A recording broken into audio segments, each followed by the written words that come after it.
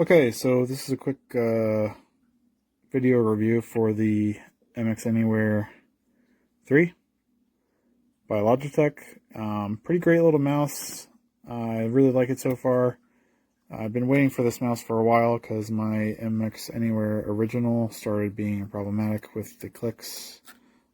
Pretty common issue with this thing. I think the Anywhere 2 also had similar issues.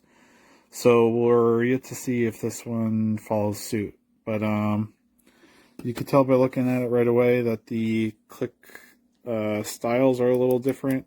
These ones kind of have this self-contained U shape. This still has that, but it looks a little more rigid and it looks a little more, I don't know, better engineered, I guess I could say. So overall, let's take a couple look at the main features here. The big one is the scroll wheel. That's the most noticeable thing to me. Logitech's known for these crazy scroll wheels. What's cool about this one is you can push this button and turn your haptic feedback on or off. I mean, I can barely touch this thing and it still goes. This thing just wants to go forever. Like it goes. So dead quiet, can't hear it at all. I push my little button there and then I get that haptic feedback, which you can actually change the settings of how much haptic feedback you want via the software. So that's something kind of cool. Overall, these clicks are a little loud to my liking. They're not too bad, but they're definitely not super quiet. If you're in a coffee shop and you're using this, you're not going to notice it. But if you're in a quiet office, you know, you might want something a little quieter. These buttons in comparison are kind of, they're kind of a firmer push. They're a little bit hard. They're honestly a little bit hard to push. But they do not make noise, so that's a plus. Okay, so a couple of changes. So one of the big gripes that people had with this MX Anywhere was that there was no center push with the wheel, because the center push with the wheel on this thing was what allowed you to turn your infinity scroll on and off. So that was something that was changed coming over to the 3. You get your middle push back, so that is a thing again. And you're obviously changing your haptic feedback by pushing that button and having the software do the work. The device switcher. So this is really the biggest thing that drew me to this mouse. There's a few other mouses from Logitech that have the same functionality, but I wanted something that was pocketable and I could bring to, you know, Starbucks or coffee shop, or just throw in my pocket when I'm traveling. So that's something that's great. It allows me to, you know, I have my USB Lightspeed USB connection, which is really great. There's no lag whatsoever, and you can connect to your multi-device USB dongles from Logitech. So this will work with your usual, you know, the multi-connect USB plugs. So then you have some Bluetooth functionality on here as well. Pretty great to be able to just switch devices like that. I have my USB plugged into my desktop, and then I have my Bluetooth plugged into my laptop, and I could just kind of switch and go. The one thing that's very minor that I kind of, it's not an issue, it's just a quality of life thing. I wish that the button for changing the devices was not on the bottom. I know that sounds like a nitpick, but Logitech does have other mouses that have, or I guess mice, that have the button here. So you just, you know, you're scrolling around, you're doing stuff on one computer, you hit the button and you're on your other device. I like that a little bit better than having to pick your mouse up and, you know, toggle through which one you want. Again, nitpick, but it's something that I've seen on other mice that I wish they did here as well. I mean, they have real estate here even that isn't for anything other than to show the logo. So that's just a minor nitpick. The grips on the side are fine. I guess these are made out of silicone now, so they might hold up a little bit better. These were actually like a faux leather on the original, and you can see like these get nasty. So I mean, I never cleaned this thing and I had it for years, but I do like the natural grippiness of this a little bit better. But this feels fine, and it's nice and, you know, it's nice and grippy and easy to pick up. The weight is fine. So that's another thing with this mouse. Since it's got a built-in battery, you're pretty much, this is what you got. Whereas on some of the other travel mice, you have your batteries inside. And this one actually used to even work with just one battery. So if you wanted a little bit of a lighter mouse, you throw one battery in. If you want a heavier mouse that's going to last you longer, you throw two in. So that was something cool. Another thing that I liked about this mouse better was your on-off switch. So they had this crazy engineering on the battery panel where your slider, so this is your slider to turn the mouse on and off. And when you slid it down, it would actuate this button here. So sliding it down and pushing this down just turns the mouse on. And then when I slide it back up, this comes up and then the mouse will be off. Something, I mean, this is so minor, but like if I'm in the dark or this was just satisfying. I missed that. So this was something I could do. I pick my mouse up, turn it on. I'm not even looking at it. I'm just turning it on, turn it off, turn it on, turn it off. So that was cool. And you wouldn't forget to do it because it's obvious. It was like, oh, I gotta turn my mouse off. Done.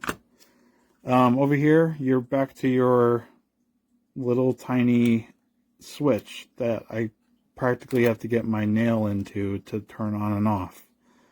I mean, I can't do this without looking at it. I guess I could do it without looking at it, but it's a different experience. They have all this space here. What's wrong with the latch system? I mean, again, I'm nitpicking, but it's something that they had before that I wish they continued having, just that on-off. I don't have to look at it. I could turn it on, turn it off, quick and easy, throw it in my pocket, and be on my way. What else? So a big thing about this mouse is the software. It comes with this flow technology where if I'm on one device, so let's say I'm on my desktop and I have my laptop screen right next to my monitor. So I effectively have two screens but two different devices. I can use the flow technology on these anywhere devices where I scroll to the side of the screen and the mouse will dynamically recognize that I want to move to my other device. So that is something very cool. It'll help with productivity, it'll help with quality of life for people. So that's something that's unique to Logitech as far as I know. I haven't seen that anywhere else. Really cool for multitasking, productivity stuff, and you know, if you have two devices going at once, that's awesome. I typically leave it off because I have some full screen applications that you know, if I go to the side of the screen that's close to the other one, I'm going to end up on the other screen by accident. And then you kind of have to do some jimmy rigging to get back to the other screen. So that's something I won't use quite as often, but I could see that being used a lot for people, especially with productivity apps and things of the sort. Only other thing to really note on this device is the size of it. So this thing's pretty tiny. It's meant to be. It is a travel mouse by nature, but it's also a multi-device mouse, so I could see people using this as their everyday, like I'm going to be. So they did not change the form factor really at all between these two. These are effectively the same mouse with updated feel and updated features. If you take a look at the 305 in comparison, I use this as my gaming mouse. It's just got a larger form factor. Side by side of this one, you could tell right away this is a pretty small mouse. I shouldn't say small. It's a pretty medium-sized mouse. This is a large mouse in comparison. It kind of caters more to I guess a elongated grip. I forget what this grip style is called. I usually have more of a claw grip when I'm just every day. I have, my fingers pretty bent, I guess, by naturally using my mouse. And then when I come over to hit gaming, you kind of want that like sweeping ability. So in my opinion, the longer mouse is for the gaming is a little bit better. You get a little more control.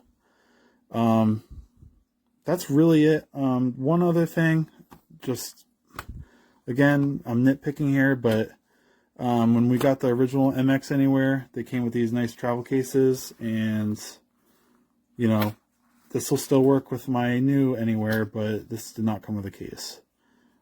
Just was nice to be able to throw my MX Anywhere into a case. I suppose you could probably get a case like this or something online, but yeah, just something I wish came in the box. It would have been nice to get a new case. This one's kind of nasty now, but yeah, that's all I got for the MX Anywhere 3. Haven't had any issues with battery life on this thing yet. I have not charged it once. I don't keep it plugged in. I don't charge it, and it's doing fine. I think it's still on 60% after a month or so. And I'm using that, 5 days a week. So I would say battery life's killer on this thing. We'll see how it holds up. It's obviously just got the internal battery now. So I'm hoping this thing lasts me at least a few years. Because it wasn't cheap. I mean, I think this was $80 when I bought it. So maybe that'll come down in price. You might get a Black Friday deal or something like that. But that's the MX Anywhere 3. Good job, Logitech, and hope this was helpful for some people. Thanks. Logitech scroll speed test. Smooth scrolling off.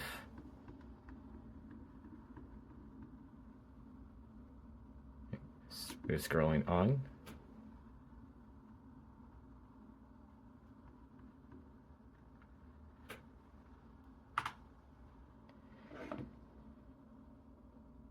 Other mouse scroll speed test. No smooth scrolling.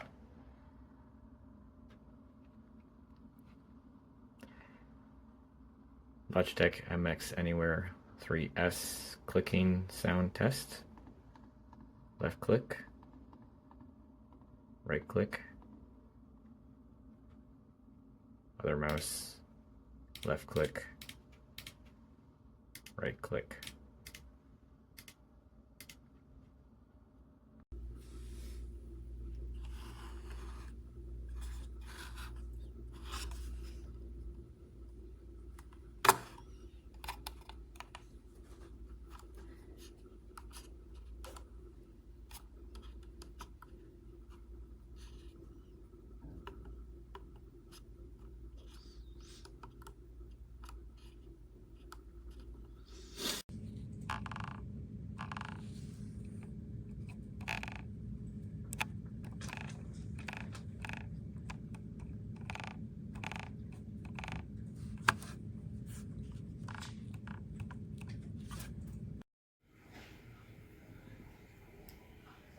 Down the dumping hallway. Everybody wants to look at you. It's not because you're different.